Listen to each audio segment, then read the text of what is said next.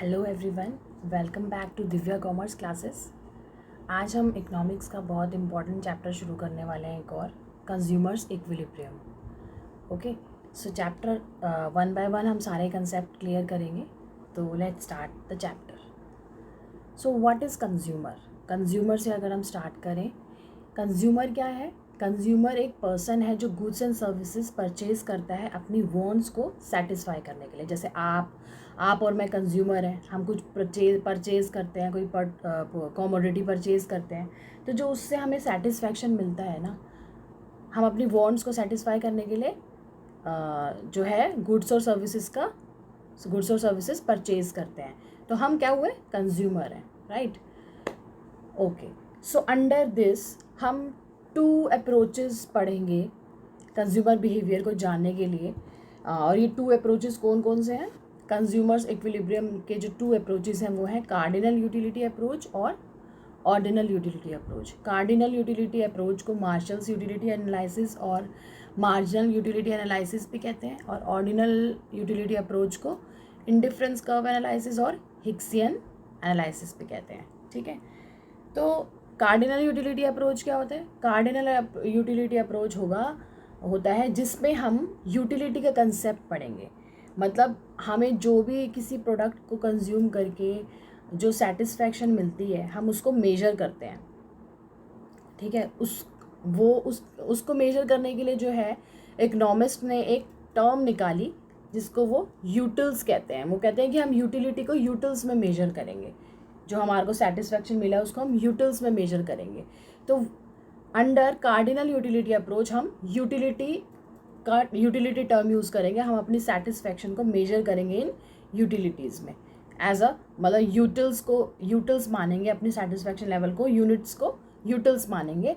और हम उसको मेजर किस में करेंगे? हम बोलेंगे कि हमें इतने लेवल का सेटिस्फैक्शन मिला, इतने लेवल का सेटिस्फैक्शन मिला, तो हम उसको यूटिलिटी में मेजर करते हैं under cardinal utility approach. Ordinal utility approach में कोई मेजरमेंट का कोई एक प्रॉपर वो नहीं है, हम इसमें रैंक्स दे देते हैं अपनी सेटिस्फैक्शन लेवल को। ठीक है, हम आगे पढ़ेंगे ये सब।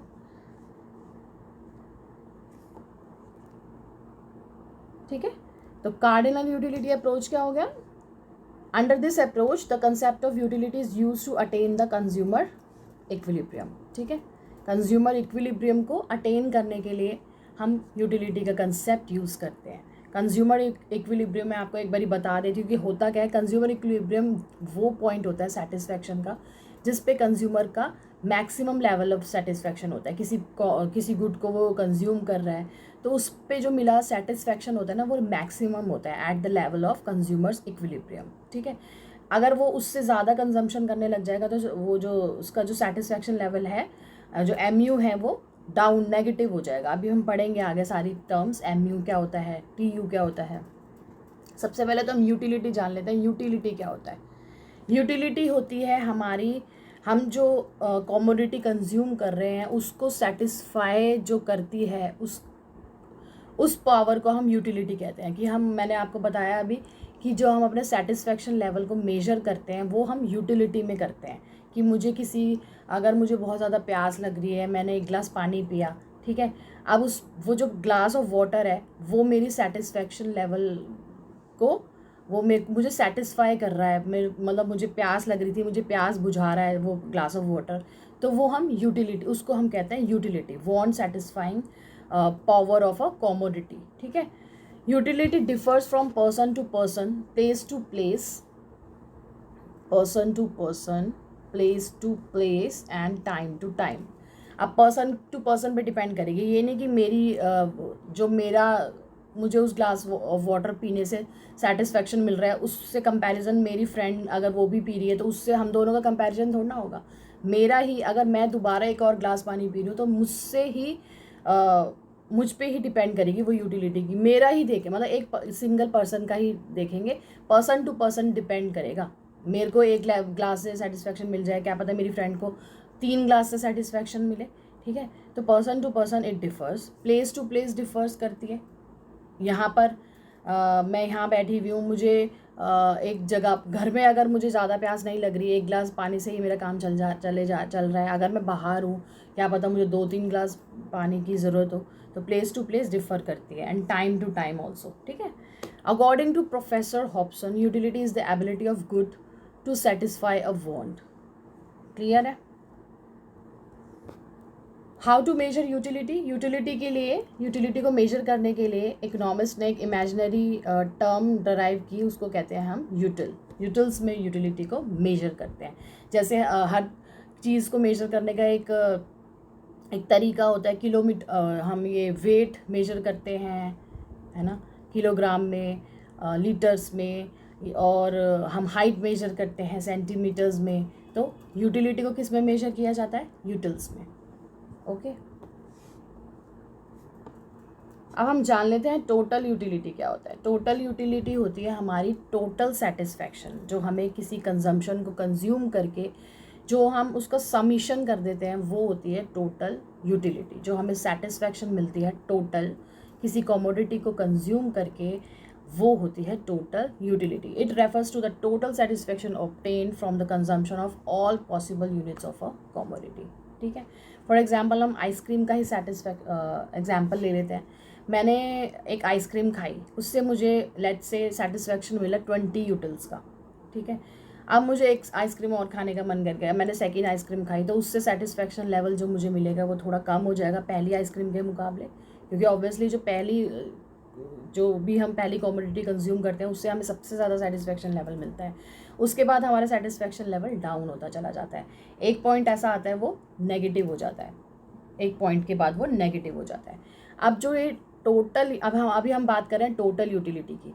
तो अगर मैंने फर्स्ट आइसक्रीम खाई, उससे मुझे 20 यूटिल्स का सेटिस्फैक्शन मिल रहा है, सेकेंड आइसक्रीम खा के मुझे 16 यूटिल्स का सेटिस्फैक्शन मिल रहा है। तो अगर मैं total utility of second ice cream निकालूं तो उस कैसे निकाल सकते हैं? समीशन कर दीजिए, 20 + 16 कर दीजिए, 36 यूटिल्स का सेटिस्फैक्शन मुझे मिल रहा है। यानी कि टोटल यूटिलिटी क्या हो जाएगी सेकेंड आइसक्रीम की? 36 यूटिल्स। मार्जिनल यूटिलिटी क्या होता है?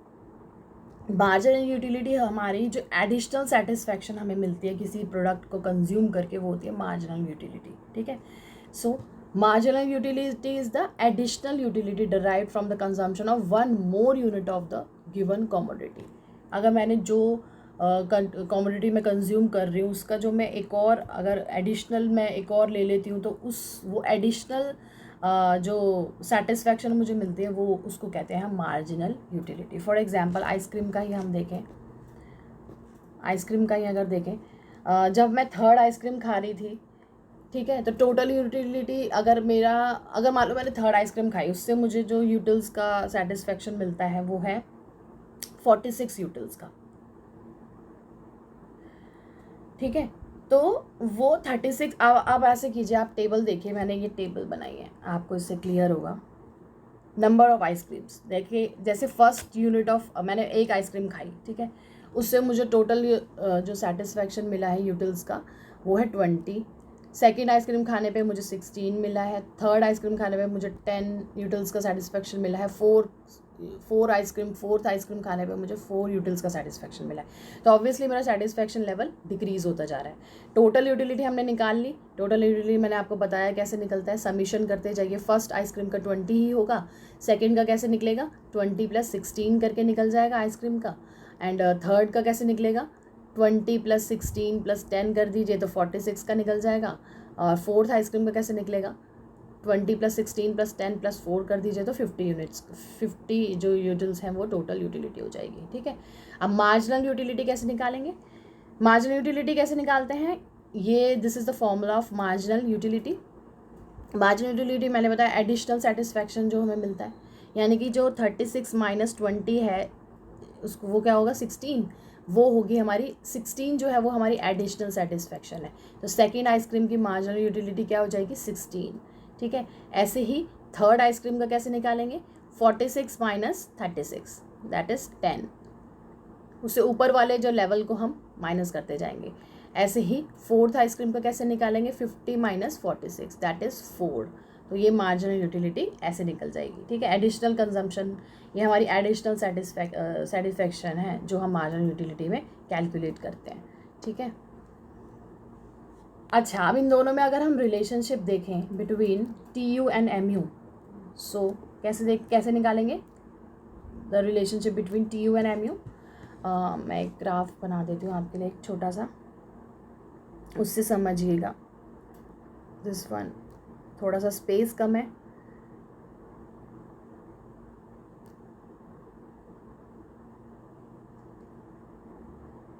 ये पॉइंट्स,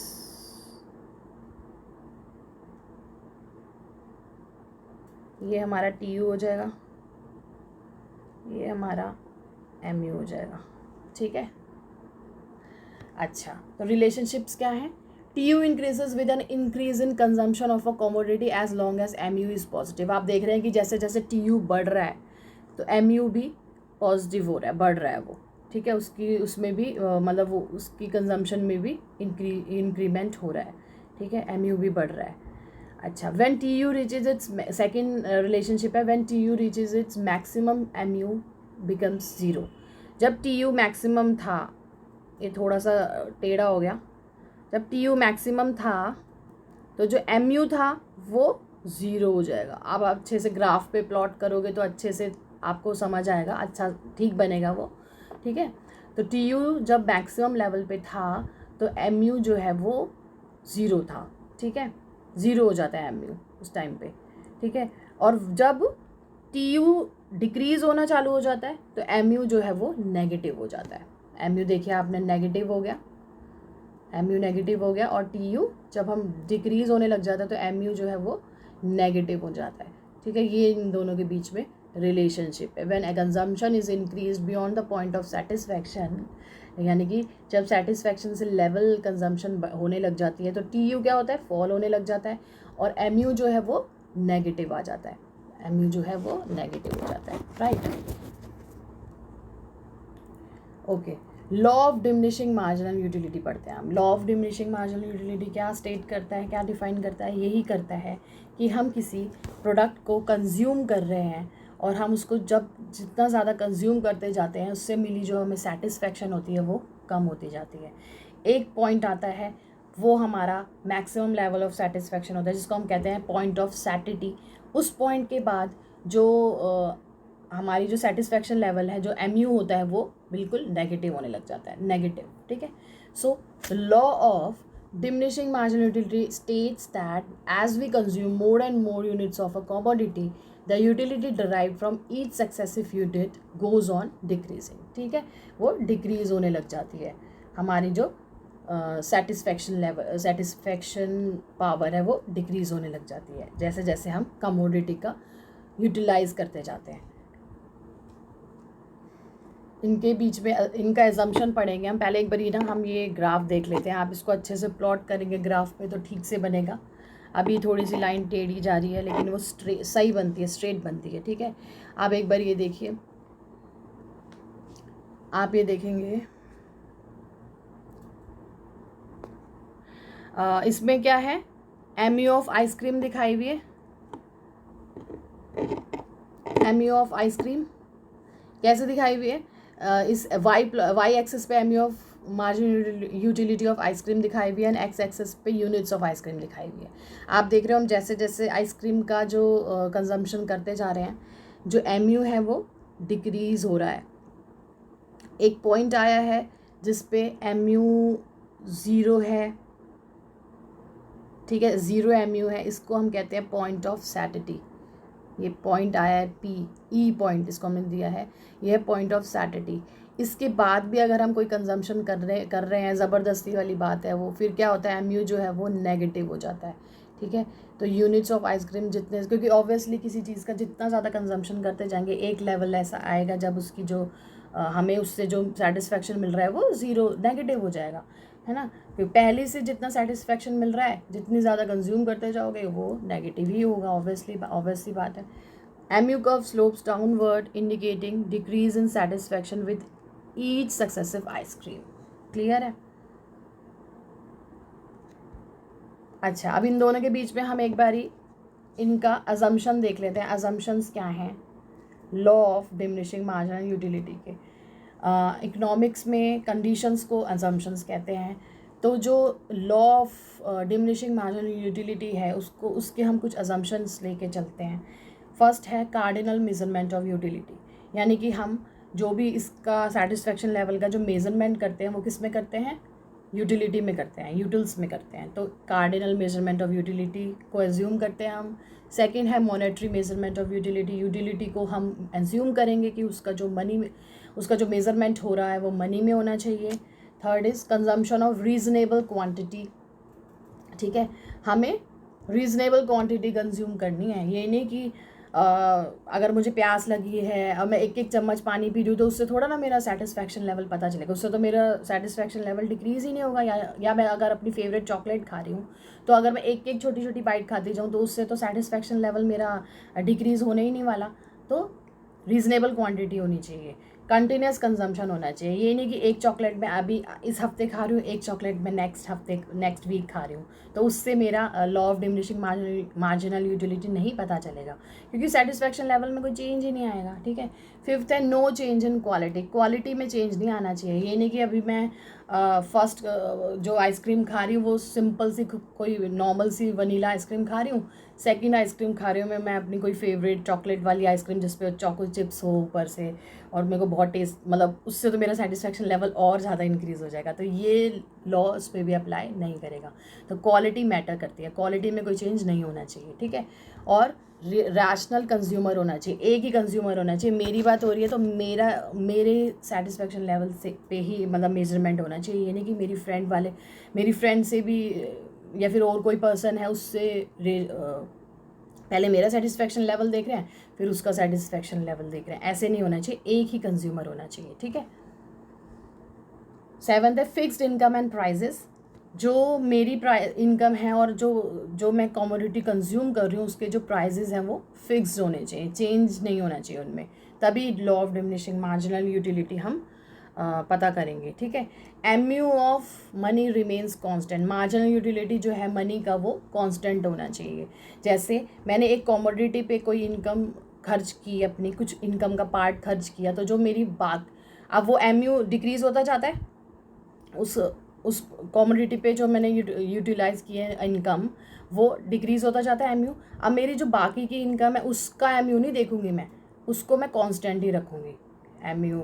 ठीक है। उसको मैं कांस्टेंट ही रखूँगी, सिर्फ मैं उसी पर्टिकुलर कमोडिटी पे जो एमयू है वो ही उसी को कंसीडर करूँगी, जो मैंने उस कमोडिटी पे इनकम मतलब यूटिलाइज़ की है उसी एमयू को मैं कंसीडर करूँगी। बाकी की जो इनकम का एमयू है वो कांस्टेंट रहेगा, उसको कांस्टेंट रखना है। परफेक्ट नॉलेज, कंज्यूमर को जो भी प्रोडक्ट वो कंज्यूम कर रहा है उसकी परफेक्ट नॉलेज होनी चाहिए। ठीक है। ऐसे ही अंधाधुन कोई भी प्रोडक्ट कंज्यूम कर रहा है उससे सेटिस्फेक्शन लेवल का पता नहीं चलेगा। और इंडिपेंडेंट यूटिलिटीज़, जो भी मैं प्रोडक्ट्स कंज्यूम कर रही हूँ वो इंडिपेंडेंट यूटिलिटीज़ होनी चाहिए। यानी कि ये नहीं कि मैं अभी पहले एक बारी चॉकलेट का सेटिस्फेक्शन लेवल देख रही हूँ फिर मैं कोल्ड ड्रिंक का सेटिस्फेक्शन लेवल देख रही हूँ, अलग अलग यूटिलिटीज़ नहीं होनी चाहिए। मतलब अलग अलग यूटिलिटीज़ का हम कंसीडर करेंगे, ये नहीं कि चॉकलेट का कर रहे हैं फिर इसका कोल्ड ड्रिंक का कर रहे हैं, तो दोनों का अलग अलग अगर हमें देखना है सेटिस्फेक्शन लेवल तो दोनों को अलग अलग कंसीडर करेंगे। This is independent utilities. तो ये सारे कुछ अजम्पशंस हैं for considering law of diminishing marginal utility. ठीक है। तो दैट्स ऑल फॉर टुडे। बाकी के कंसेप्ट्स हम आगे के वीडियोस में कवर करेंगे। सो आप प्लीज़ मुझे कमेंट करके बताइएगा आपको वीडियो कैसी लगी, और प्लीज़ इस वीडियो को ज़्यादा से ज़्यादा लाइक शेयर एंड सब्सक्राइब कीजिएगा ताकि ज़्यादा से ज़्यादा स्टूडेंट्स तक पहुंच सके। तब तक के लिए bye bye, take care and be happy, stay safe also.